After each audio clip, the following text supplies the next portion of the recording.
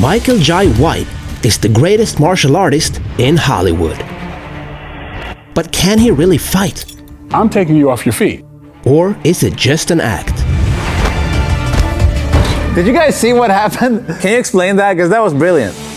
Today, Michael reveals the secret techniques From here, that he trained with the world's greatest fighters. it's going straight at you.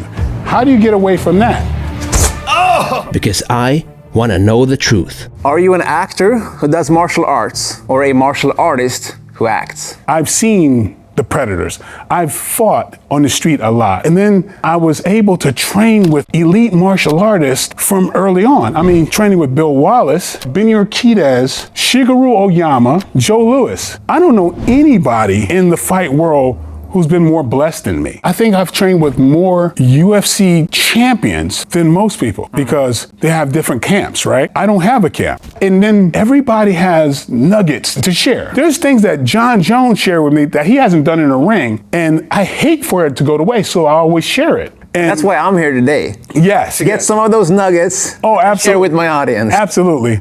And one of the things I always said is this. We've learned so many things in martial arts. Some things, as a street fighter first, I go, okay, that wouldn't work in the street, but I still respect it. Like I respect, well, sure, nobody's going to do all this, flowery stuff and, all that in a fight.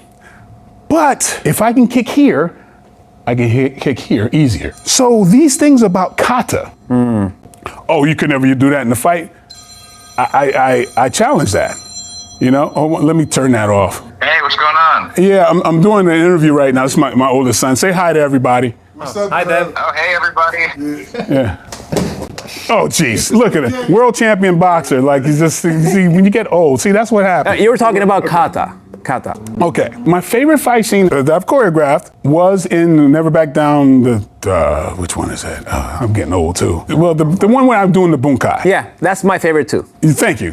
I did that in honor of us traditional martial artists. I designed that scene for the naysayer to go, oh, what is this? And he's clowning me, but then the very same techniques I use on him. There's a lot of truth to that. For years, I'm developing, like, say, a jab that they can't see coming.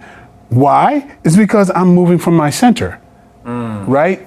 That kata taught me to do. It's tricky because I'm not leaning forward, and so I'm covering distance while keeping my head in the same plane. Those things that come from traditional martial arts has been a secret weapon for me. One of my first elite weapons was my sidekick. And I trained it against buildings. I trained it against 400-pound bags. And I got to a point where it felt like cheating. I'm taking you off your feet. Wow. There's nothing you could do to stop it. That became one of my first elite techniques. Then my untelegraphed jab. Then it became the hook kick. Then it became my reverse punch. Then it became my front kick. Like where you see me showing John Jones this, I thought it would be a great technique for him. Yeah. Because if I'm fighting you and I do this looks like I'm just lifting my leg. But I've actually chambered my front kick. My hip is back and loaded. Right. You keep your hip in the same spot? Yeah, so it feels like nothing. So I'm doing this. But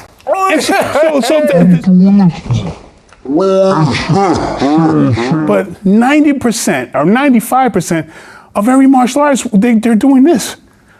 They're committing their hip. So then the foot just is going in an arc here because now it's a swinging up.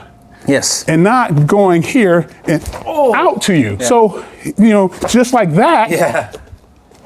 Just like this, because it's just like this. Same concept. Yeah. My hip is back here. Or like this one, I throw the round kick. Okay. Just block like normal. Right. And so like when I got with John Jones, which to me was the ultimate fighter, we did the sparring. He said, nobody hits me like that. You're not going to do that again. And I said, okay, all right, we'll move around again. But now you have no excuse. I said, you got to stop it. And I'm being nice and light, still worked on him, even though he knew it was coming. I love being able to do this and test it. Because guess what? I want to be wrong. Honestly, whenever I'm wrong, I learn something. Exactly. I'll be the first one to raise my hand and go, didn't work on John Jones. This is the way you really test your techniques. There's evolution. Boxers don't fight like this anymore. Exactly. High jumpers don't do Western roll anymore. So the element of Frankie, really? Go somewhere else if you're gonna talk on the phone. See, that's a boxer for you. That's not a martial artist. Jesus, you can get out. Another thing I'd like to show you is something that I shared with Uriah Hall, but also I drilled this with John Jones. So when I throw a spinning kick, it takes longer than most kicks. Because what happens is, like, if you're fighting me, you move, right? So what it is this. And so you see, I did this. A little step? Yeah. So if I use this stick to demonstrate, okay, look, I kept my shoulder here, but I stepped over here. So the hip turns already. My hip turned. Not the shoulder. Here, guess what? One step. It's a straight line now. Straight line to you. So if I'm fighting you and I've done this, you're gone. Yes. Because it looks like, here I am and I do this, right? So you don't have time. And so that's what we train. And if you look at him and Stipe, pretty damn similar. If you would humor me, can you put on that? This? Yeah. Right. Chest protector, because you have other things to do later. Okay, yeah. What I'm going to ask you to do is not let me do this, even though you know what's coming. So you know what's going to happen. Don't let me do it. Okay. Okay. Really, I know you're a nice guy. Pressure now. Don't let me. Okay, so go to spar. Say if I'm fighting you, it's just basically there. My chamber is here. Ooh. Everything's moving forward. I trained it to be this close. So even in punching range, I'm basically able to do that. It's going straight at you. How do you get away from that? If you're in that trajectory, you're kind of screwed, right? Exactly. So it's not like this. A lot of people do side kicks, but that's very much like a round kick. Get on the ground. Okay, I'm on the ground. Okay, so this is essentially this, right? But how do you go away from a stomp? My weapon is going straight towards you. So coming back up, it's going straight to you, whether it's here, in punching range, here, With a skip? because you think I'm out of range. Yes. So, whoa, I thought it was safe. Yeah. Right, and I cover the distance later. If you grab a focus pad. So one of these? Yeah, just one of those. So if I'm doing this, and I can lead with the weapon, you can't see what it's coming. So that's where I want to test it. I want to see if anybody's able to block it. Because if you can't move your hand out of the way, you can't move your face out of the way. So then I make it harder for myself. I put my hands here, don't let me hit it. Okay? Yeah. So I'm doing this, and then I force myself to be still. Because if I do this, anything, you're going to see it coming. Yeah. So from here, I'm doing this. If I'm moving around, it's very easy for me to mask You it. can hide it with the movements. Exactly. You said lead with the weapon. Yes. What exactly does that mean? This is traditional. In slow motion, I do this, and then I punch. Because traditionally, you learn that the punch is the last thing that's delivered. Like, I generate my hips, everything, and then the punch is the last thing. So that's like the kinetic chain. Right. But leading with the weapon looks like this. I'm standing here now, so here, this is happening. Okay? My body hasn't moved yet. I'm doing this. I then twist my body. Okay. So because this looks like nothing, because you've trained to recognize this Shoulder and all of that. You're looking at Alex Pereira with his hands down. He doesn't seem like he's moving fast. This is happening. Boom. Yep. That one thing of leading with the weapon, not doing this. When sometimes I spar and I go, okay, somebody shout out a technique. Like say my left round kick. Just block it, okay? Okay. So I'm doing this, right? Yeah. Right? So you know what's coming, right? Yep. Right? You reacted to the movement. Yep, I thought that was a kick. Yes, you thought it was the kick. And then I relaxed. And then on the kick came. I've been making it a point to be able to land anything. Yeah. Even if you know what's coming. Because it's about the human mechanics. Okay? Like, again, like, so don't let me tap you here. If I do this, there's a tensing and a relaxation. Yeah. So if I do this, right, you get tense, you relax, and as you relax, I'm doing something untelegraphed and I'm going here. Knowing that your eye doesn't perceive motion forward, that's why there's brake lights behind the car. If you're following a car and there's no brake lights, you don't know it stopped. That's biomechanical. There's nothing someone can do to change that unless you train yourself and get a buddy to drive in front of you. And so I learned to block untelegraphed blows.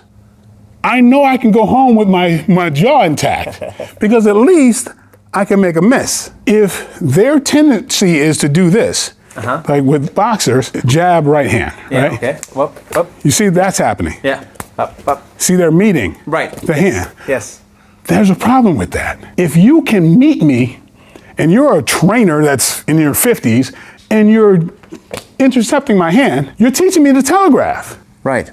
And so that's inlaid in a lot of boxers. It takes 10,000 repetitions to retrain muscle memory, but it only takes a couple thousand to train it. And when I train people, like my wife who just walked in. Oh, hi there. Sorry. Yeah, you know. So like, in the movie, I want to do this and then show you that. You want a telegraph? Yes, because I'm telling the audience what to look at. I want to go, but in reality, I want to do this. I have to practice telegraphing when I'm doing films. Yeah. I did this Michelle Yeoh movie. Usually don't mention it, but I threw like a 5-punch combination on a cop. He was a stunt guy, so I was able to hit him. I'm going, like I'm doing that to him, and I'm going, this is going to be cool because I was able to use my speed. Watch the movie and it looks like shit because it was too fast. You didn't appreciate anything I did. But isn't that the same thing they said about Bruce Lee? He was too fast for the camera. True. There are certain times where he's too fast for the camera, but it looked great when he would intercept. Intercepts. Because you're looking at the person coming at, like you're going, and I do this. Yeah. That looks good. He's beating people to the punch.